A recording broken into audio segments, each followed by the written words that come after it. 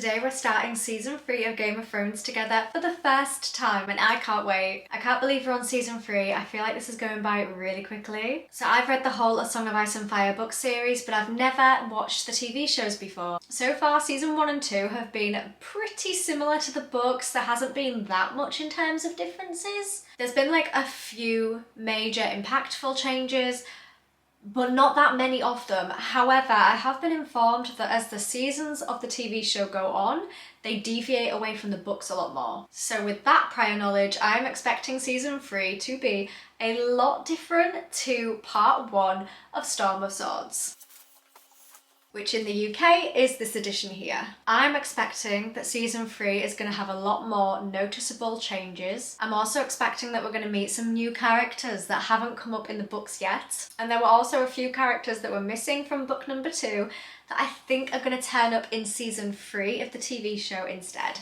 So if you're excited to watch season 3 of Game of Thrones with me from a book reader's perspective, then I hope that you enjoy this video. Give it a thumbs up if you do, and make sure to check out the other reactions that I've done on my channel for this amazing TV show. I'd also love to know if you enjoyed season 3 or what you thought to it. I'm assuming that you've watched season 3 before if you're watching this reaction video. So without giving me any spoilers, I would just love to know in the comments if you enjoyed this season or not. No dilly-dallying, let's get on with it. Let's get it on. Ah, babe. Oh, we're going straight in. What?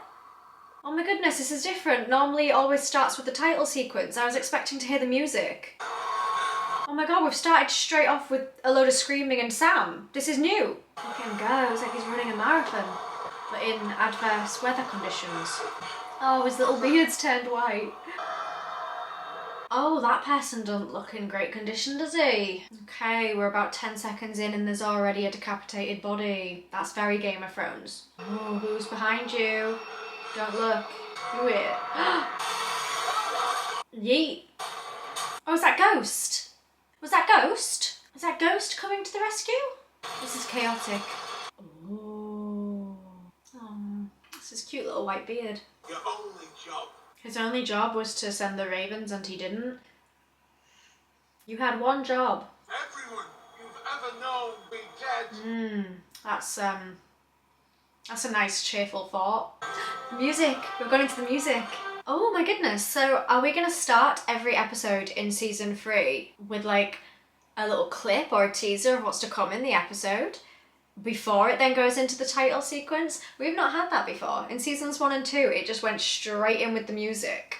So is season 3 already going to be a little bit different to the other seasons in that we can expect a little clip at the start?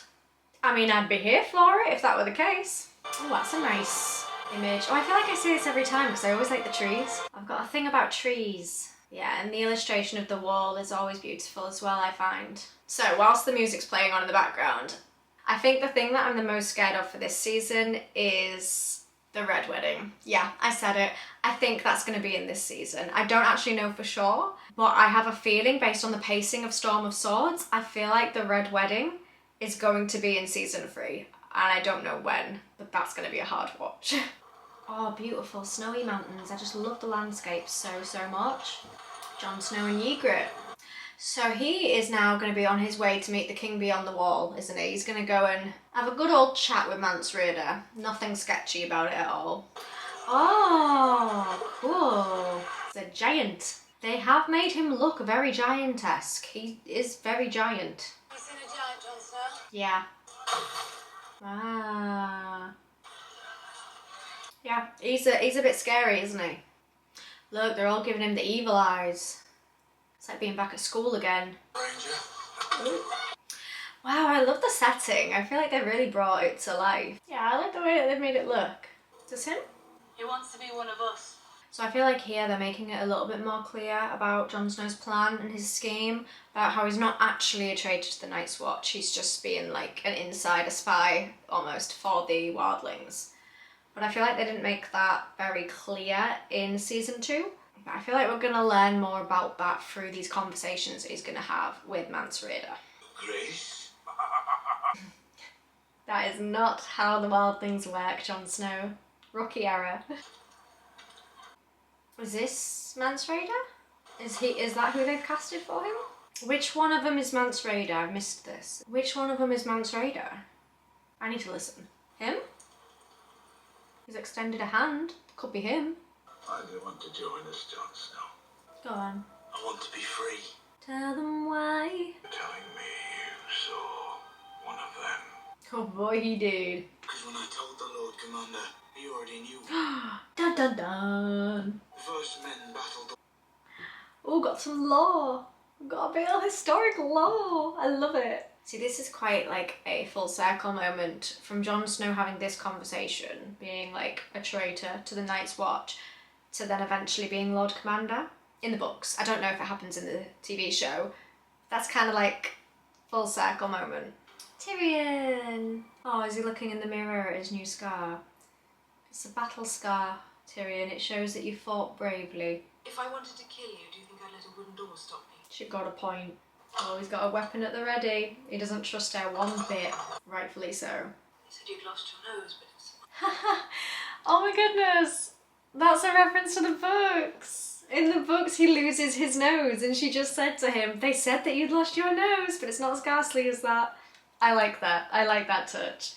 I mentioned that they'd actually made his wounds and his scars less gnarly as they are in the books, because he does like go on a full Voldemort transformation in the books and lose his nose. But they obviously didn't do that in the TV show. That's so funny. I like that. Oh, I love that goblet thing that he's got. I want one of those to drink my wine in. A girl of 9, I believe. She lost an eye. A girl of 9 who stole a necklace and lost an eye. So Cersei had her beaten. I think that's new. I think they created that for the TV show. I don't remember that.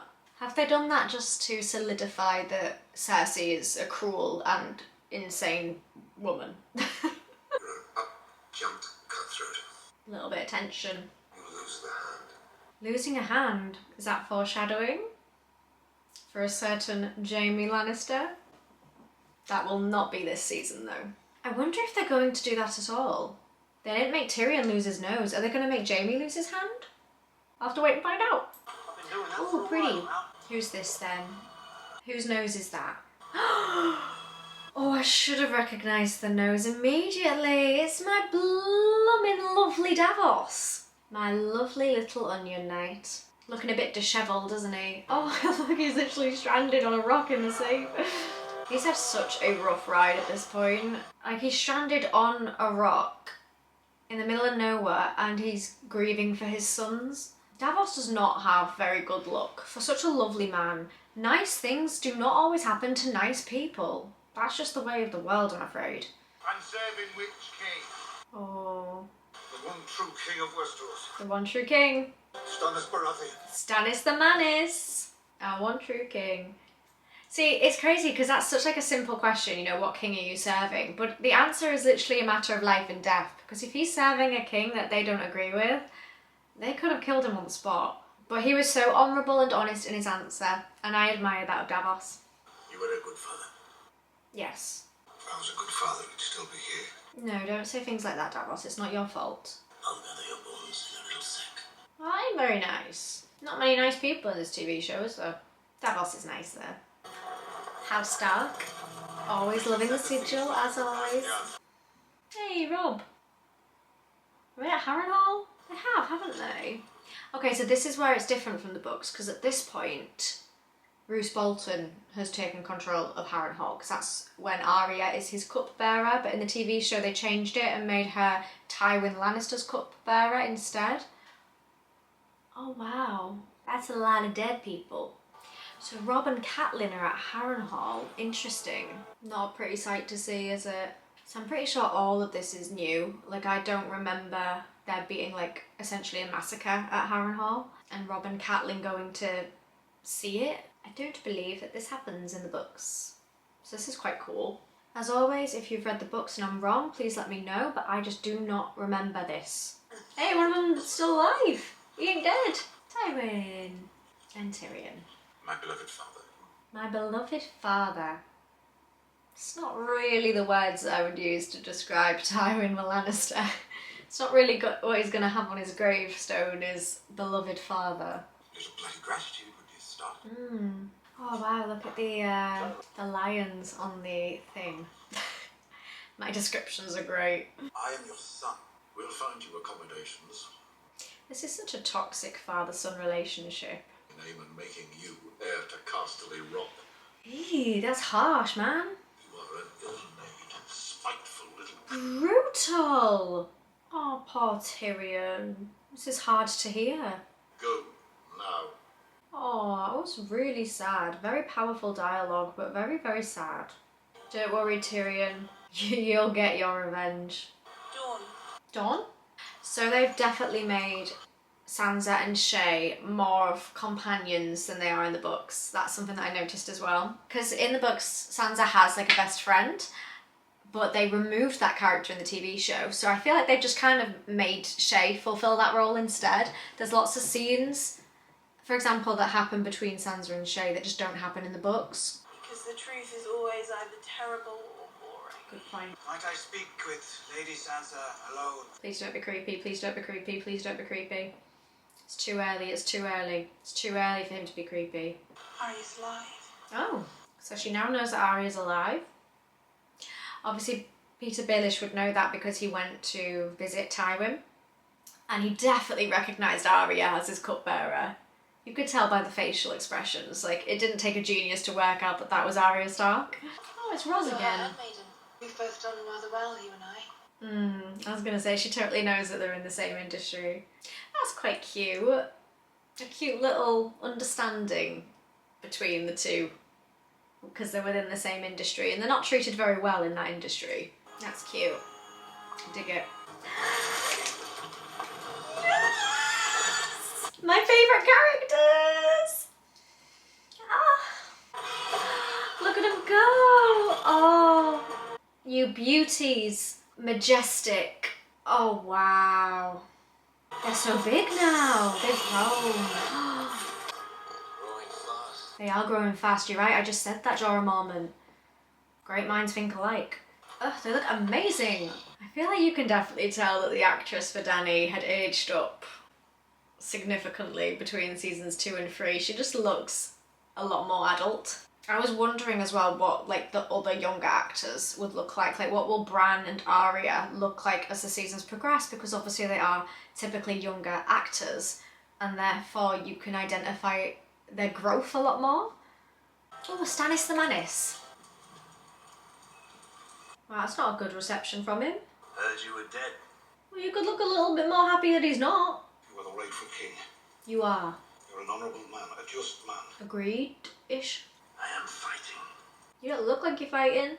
Because you convinced your king to leave me behind. Davos is not to blame for whatever mess is going on right here. The poor bloke is traumatised. Davos. She's a mother of demons. She literally is a mother of demons. She gave birth to a random demon baby. Ooh, cool armour. Ugh. Even his face annoys me. Ooh. She's so ballsy, isn't she? Like, she is so confident. Oh, I like Marjorie Tyrell. He's a coward. Blackwater Bay. Oh. Why is my heart physically aching? You should be proud too. Oh my goodness. Oh.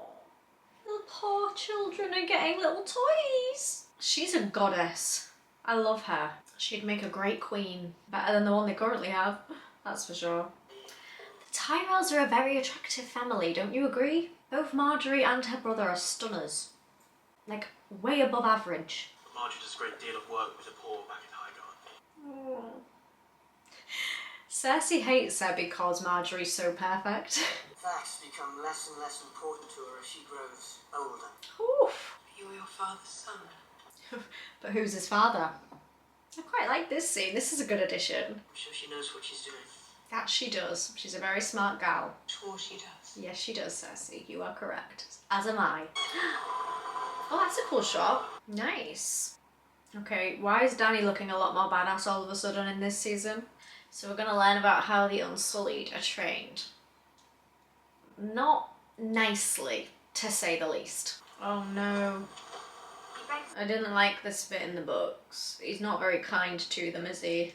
Why can't we all just be kind? Oh no. Oh no, he is. He's gonna do it. I don't actually know what. Oh no, is he gonna do it? Oh, I think he is. It's the bit. Oh, it is. It is. I'm not gonna look. It's the queasy bit where I can't say the word because it's private part of the body, and he chops it off. He's just done it.